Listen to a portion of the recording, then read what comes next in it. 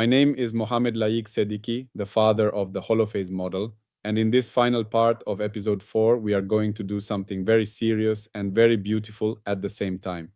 We are going to close a chapter that has quietly ruled our scientific imagination for more than a century, the chapter where energy is treated as the substance of reality. And we are going to close it scientifically, not emotionally. We will summarize what we have done so far at an introductory level, give you the clear, simple falsification tests. Weapons you can hold up against Holophase. Make it explicit that the deeper mathematical and experimental details are in the formal papers that are already uploaded or will be uploaded to Zenodo and other archives for anyone who wants to check the full rigor. And then, at the end, gently open the door into what might be the most breathtaking part of this entire project. How time, space, and motion all emerge as three faces of one single rhythm, phi. So keep in mind, what you are hearing now is introductory level. We are staying in simple language on purpose, with images and analogies, so that anyone who cares about reality can follow. The hardcore equations, proofs, and lab protocols live in the scientific papers. You will be able to say, this is not just a poetic idea. Here are the details. All right, let's gather what we've done. Bhakti 1. Where we stand, what we have done to energy so far. In the previous parts of this episode, we did something quite delicate. We did not as quite say energy is fake or energy doesn't exist. That would be silly. The concept of energy has been one of the greatest achievements in human thought. It powers engines, stars, phones, lasers, and particle accelerators. What we did instead was this. 1. We showed that energy is always computed from something else, from masses and velocities, and from field strengths and frequencies, from positions in a potential, from temperature differences. We never directly touch pure energy. We always measure other things, then plug them into formulas.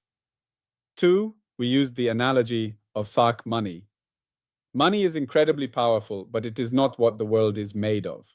The world is made of people, food, buildings, roads, oceans, forests. Money is a summary, a system of accounting that sits on top of those deeper realities. 3, we argued that energy is like money. It is a conserved tally, not a glowing substance. It is a number we attach to situations using agreed rules to track what can be transformed into what. 4. We then pointed out that in many of the Ford's most subtle and modern experiments, the thing that really does the physical work is not the amount of energy, but the phase structure of the underlying waves and fields, the relative timing and alignment of rhythms. 5. Finally, we introduced the holophase idea. Underneath all the energy language, there is something more primitive, more exact, more directly tied to what we actually measure. A single, continuous, phase-like order that I call phi, the holophase. In that picture, energy is demoted from the substance of reality. 2. Summary of how phi changes under certain symmetries. It's like discovering that what we thought was the ocean itself is actually a beautiful, consistent set of maps. And now we are turning our attention to the water. They were always trying to describe. This is a huge conceptual shift, but a shift is not enough. If holophase is to be real science, it must be intestable, vulnerable, unkillable by evidence. So now let's make that very explicit. Indra 2. This is only the introductory level. The heavy weapons live in the papers. Before we hand you the weapons to attack holophase, I want to be very clear. What I'm about to describe is base introductory level falsification. I will explain things with word, stories, analogies, and simple images. So, the parquet technical versions, with exact formulas, error budgets, reconstruction pipelines, and lab recipes, are written in the formal holophase papers that are being prepared for journals and are being uploaded to repositories like Zenodo. So you can think of it like this. This audio series is the guided tour through the city. The papers are the engineering blueprints. Here, I want you to see that. Holophase is not a mystical claim. It is a clear scientific claim that can be proven wrong in many different ways. So let's put the model on the line. Ijat. 3. The core claim about energy in one sentence. Let me compress the heart of this episode into one clean sentence. Energy is not what exists. Energy is what we compute from what exists. In the holophase worldview, what exists fundamentally is a single, continuous, cyclic order, threading through everything. On top of that, we build summaries, energy, momentum, fields, probabilities, information. So when somebody says everything is energy, Holophase replies, no, everything is phi. Energy is what your theory adds up when it looks at phi in a particular way. Now, how do we test this? Let me give you several simple but powerful falsification tests. Think of each one as a different way to try to pierce the armor of Holophase. If any of these tests fails badly, Holophase is not the fundamental ontology it claims to be. 4. Test 1. The translation test. Can Holophase rebuild every honest energy story? This is the most basic test. Holophase is making a strong promise. Wherever traditional physics uses energy successfully, I can translate that entire description into a language, without contradiction or loss of predictive power. So test 1 goes like this. 1. Pick any honest, well-tested piece of physics. A swinging pendulum, a laser beam, a radio antenna, a simple chemical reaction, an electric circuit, a planetary orbit. 2. Write down the usual energy story. Here is the kinetic energy, here is the potential energy, here is how there's some changes or stays constant. 3. Now ask, can we reconstruct that entire situation in terms of how phi varies in time and space, how its patterns move, how certain symmetries act on phi? 4. And can we then derive the usual energy formulas as mere summaries of that phi dynamics? If the answer is yes for every domain we test, Holophase passes this basic translation test. If we ever find a domain where energy language works beautifully, but there is no way to represent the underlying situation as behavior of phi on finite windows, no way to treat energy as a summary of phi's evolution, then Holophase fails. At the introductory level, think of it like translating a book. If I claim that Spanish is a deeper, more primitive language than English for describing a particular story, I must be able to translate every English sentence of that story into Spanish without losing meaning. Holophase says, energy language is like English, phi language is like Spanish. Every honest physical sentence written in energy language should have a clean translation into phi language. If you can find an important physical sentence that cannot be translated, not with more work, not with better tools, but in principle, you have found a crack in Holophase. In the technical papers, this appears as very explicit requirements. Every Hamiltonian, every action, every field configuration must correspond to a well-defined behavior of phi and its finite derivatives on licensed windows. If some part of physics needs energy in spacetime that cannot be rewritten as some functional of phi, that part becomes a candidate falsifier. So test 1 is simple to state. Find a piece of physics where energy works, but phi cannot describe the same situation. If you succeed, Holophase is wrong. 5. Test 2, the phase. Priority test. Does phase really do more than energy? Now let's look from the opposite angle. Holophase claims that epi and its phase structure are more primitive than energy. That means there should be situations where the total energy is held fixed, but changing only the phase pattern changes the outcome of the experiment. If energy were truly the stuff of reality, then holding energy fixed should, at least in many cases, fix what happens. But in practice, that is not what we see. Let's do a few intuitive experiments you can almost run in your head. Dr. A. Headphones experiment. Put on good stereo headphones. 1. Play a tone at a fixed loudness. Same, total energy in the sound. 2. Now change, only. The timing between the left and right channels.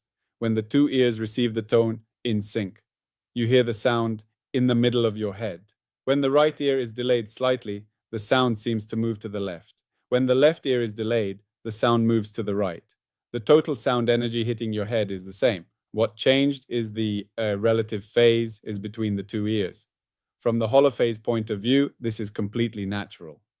The underlying pattern, Fi, changed its board phase structure, and your nervous system is exquisitely sensitive to that. The location of the sound is basically a decoding of our phase differences. Could a pure energy-only ontology ever explain this without quietly smuggling in phase? It would have to add extra structure that says, yes, but the timing differences matter, which is exactly the kind of structure Holophase takes as primitive. B. Light interference. Imagine the classic double-slit experiment with light. A beam hits two slits. The light that comes through overlaps on a screen. Now consider two scenarios. 1. You arrange things so the waves from the two slits arrive in phase duckies at a certain spot. They reinforce, bright fringe.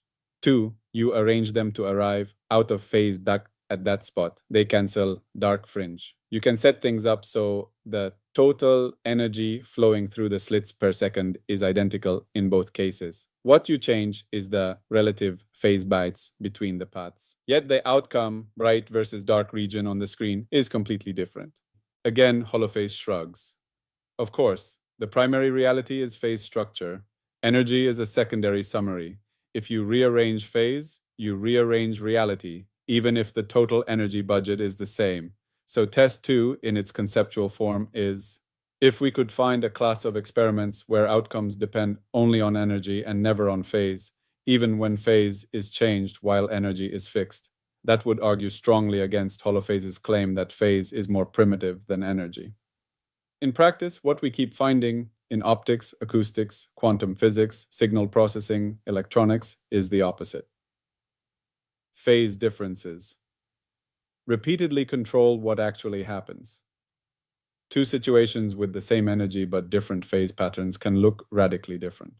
Holophase leans into that and says, exactly, you've been using phase as a tool. I'm saying phase, PHI, is the ontic ground. Energy is the tool. In the formal work, this becomes a sharp technical statement.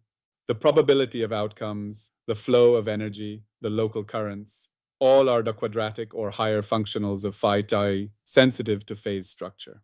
If we ever found a robust domain where D, nothing beyond raw energy flow, was needed, no phase, no interference, no coherence, no holonomy, that would be evidence that Holophase is overstating the fundamental role of phase. Torpedo 6. Test 3. The vacuum ledger test. The embarrassing energy of empty space. Let's now look at a famous puzzle where energy as ontic substrate, so E, really struggles. The so-called energy of the vacuum. In some versions of quantum field theory, when you calculate the energy of empty space, you get absurdly huge numbers. If those numbers were literally real, the universe would curl up or explode in ways that do not match observation. So physicists do what they must. They renormalize, subtract, adjust. The calculations can be made to work. But the picture of energy in space-time as the literal substance of reality begins to look suspicious. Holophase reframes the situation. Instead of asking, how much energy is in this empty volume? It asks, what phase structure of phi is actually measurable there? What patterns are accessible to our instruments? From the Holophase point of view, if a huge chunk of vacuum energy has no effect on any accessible phase pattern, then treating it as physically real is questionable. What's real should be what can show up as structured behavior of phi on licensed windows, not just a gigantic number in an abstract calculation. So test 3 at the conceptual level is this.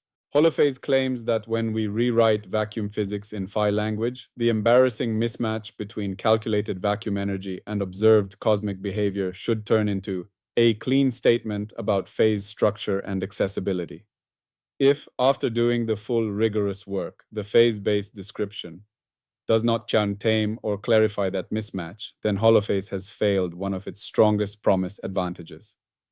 In the published papers, this would look like a set of explicit formulas rewriting vacuum energy, cosmological constant terms, and related objects in terms of phi and its symmetry-based encoders. Clear predictions about what should and should not influence observable structure, galaxies, cosmic expansion, background radiation. If future cosmological and field theoretic work says, no, even in phi language, you still get a monstrous, meaningless vacuum energy and there's no deeper structure saved, then Holophase loses a major piece of its claim. 7. Test 4. Gauge. Honesty. Does reality care about the bookkeeping or the pattern? Another simple but powerful angle is what I like to call gauge honesty. Very often in physics, we discover that certain quantities are not unique. You can change them by an arbitrary offset without changing any observable outcome. These are called gauge freedoms. For instance, you can shift potentials by a constant, and the physics doesn't care. You can choose different coordinate systems, and as long as you transform everything consistently, the observables stay the same. Holophase takes a strict stance. If changing some piece of our description does not change any measurable behavior of phi, then that piece was never ontic, it was just bookkeeping. This is especially important for energy densities and potentials. In many contexts, you can add a constant to the energy and nothing changes. That suggests energy, at least in those forms, is more like a Tibus convention than a directly real quantity. Holophase insists that what is ontically real, this is what remains invariant when we change gauges, what is truly encoded in the structure of phi. If some supposed energy density can be shifted around without physical consequences, it belongs in the accounting layer, not the substance of reality layer. So test 4 can be phrased simply: if future experiments discover situations where a gauge-dependent energy assignment, something that should be pure bookkeeping, produces clear, reproducible physical differences without any corresponding change in fee structure, then Holophase is in trouble. In other words, if reality turns out to care about arbitrary choices in our energy bookkeeping, independent of phase patterns, Holophase has misidentified what is fundamental. In the formal work, this appears as a strict requirement that all physical observables must be expressible as gauge invariant functionals of FICO and its derivatives. Iseres 8. Test 5. Life, information, and the phase budget. Finally, let's look at a more living test. Holophase doesn't just talk about particles and fields, it talks about the life, brains, information, computation as highly organized patterns in phi. In that picture, there are hard limits on what any physical system can do in terms of how much information it can store, how fast it can reliably compute, how efficiently it can turn one kind of pattern into another without breaking the underlying phase structure. These limits are, in the rigorous work, written as phase information budgets and thermodynamic bounds in phi language. So, test 5 is if real biological, neural, or technological systems are shown with solid experiments to consistently exceed these phase-based bounds without any hidden resources, then Holophase is wrong or incomplete. For example, if we can build a computer that, in a well-characterized physical setup, processes information beyond the maximal rate allowed by the underlying phase-constrained dynamics, something is off in our model. If we can store reliable bits of information at densities and temperatures that violate the Holophase version of Landauer-like limits, then the phase-only ontology is missing something. At the introductory level, you can think of it like this. Holophase says, because reality is a single-phase field, there is a maximal rhythm and structure to how much pattern can be packed and processed. If experiments find sustained, reproducible violations of that maximum, then either our derivation was wrong or the entire phi-only ontology is missing degrees of freedom. Again, the full story lives in the technical papers, but you can already see the spirit. Holophase is not just an ontological poem. It nails itself to very concrete ceilings and walls. Darkross 9. Closing the energy chapter and turning toward dimensions. Let's pull all of this together. In this introductory level journey through the dethroning of energy, we have done 4 things. 1. We honored the immense power of the energy concept. We treated it like a king who earned his crown through hard work. Engines, stars, nuclear reactions, lasers, GPS, and more. Two, we showed that despite this, energy is always a summary, never a primitive touch point. You never put your finger on pure energy. You put your finger on patterns of motion, fields, phase, and then compute energy. Three, we introduced the holophase alternative. Beneath energy lies a deeper structure, a single continuous phase order, a phi, from which energy is derived as a symmetry-based tally. Four, we handed you at least 5 ways to kill this model. The translation test. Find physics that energy explains, but phi cannot. The phase priority test. Show that phase does not matter where holophase says it must. The vacuum ledger test. Show that the phi rewriting does not improve, clarify, or constrain vacuum energy messes. The gauge honesty test. Show that reality mysteriously cares about pure bookkeeping choices in energy, independent of phi. The life and information bounds test. Build systems that consistently outrun holophase's phase-based limits. If any of these, in their precise technical form, fail badly, then holophase as a universal ontic model AE is wrong. That is not a weakness. That is exactly what makes it the science. So here, at the end of episode 4, we can say, at the introductory level, we have now closed the chapter, where energy is treated as the fundamental substance of reality. From this point on in the holophase story, the ground floor is not energy, but feedback. Energy still exists as a magnificent, indispensable tool. But it is a tool built on top of feedback, not the other way around. And with that, we are finally free to turn toward one of the oldest and deepest questions humans have ever asked. The SID 10. The breathtaking. Next step, time, space, and motion from a single rhythm. For thousands of years, our greatest minds have struggled with 3 words: time, space, motion. What are they? Newton treated time and space as an absolute stage, a fixed container, and motion as what objects do inside that container. Einstein welded space and time together into space-time, curved by matter and energy, and motion became geodesics, the paths things naturally follow. Quantum mechanics made motion fuzzy and probabilistic. Philosophers have argued endlessly. Is time flowing? Is space fundamental? Is motion primary or secondary? These questions haunted Darwin, troubled Newton, obsessed Einstein, and still are not fully settled today. The holophase model makes a claim that is as simple to state as it is radical in consequence. Time, space, and motion are not 3 independent ingredients. They are 3 different ways of reading one and the same underlying phenomenon, the rhythm of phi. In other words, when you look at how phi changes over what we call time, you see a temporal rhythm, frequencies, beats, cadences. When you look at how phi changes over what we call space, you see patterns in extension, wavefronts, textures, gradients. When you track how features in the phi pattern move, you see what we call motion, velocities, trajectories, flows. Time, space, and motion become 3 views of one dance, not 3 separate things.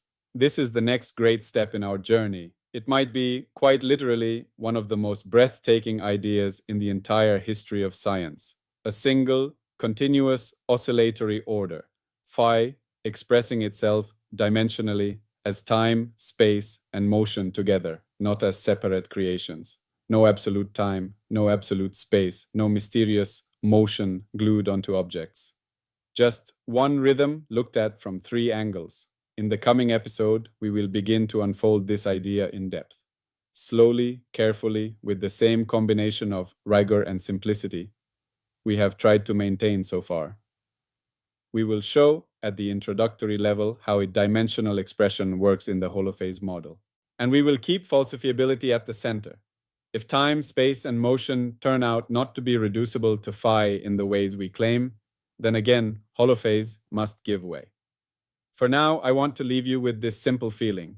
We have spent 4 episodes gently loosening your grip on the idea that everything is energy in space-time. We have not asked you to believe anything on faith. We have asked you to trace the history, examine the cracks, and consider a deeper possibility. Now, as we move forward, we will start to build the new picture more explicitly. A world where what is fundamentally real is not a thing, not a substance, not a particle, not a field in the old sense, but a living, continuous rhythm whose patterns generate everything we see, from electrons to galaxies, from temperature to thought. Thank you for walking this far with me. In the next episode, we will begin to answer, in the language of Holophase, the question that haunted Newton and Einstein. What are time, space, and motion really when you see them as the shadows of a single deeper rhythm?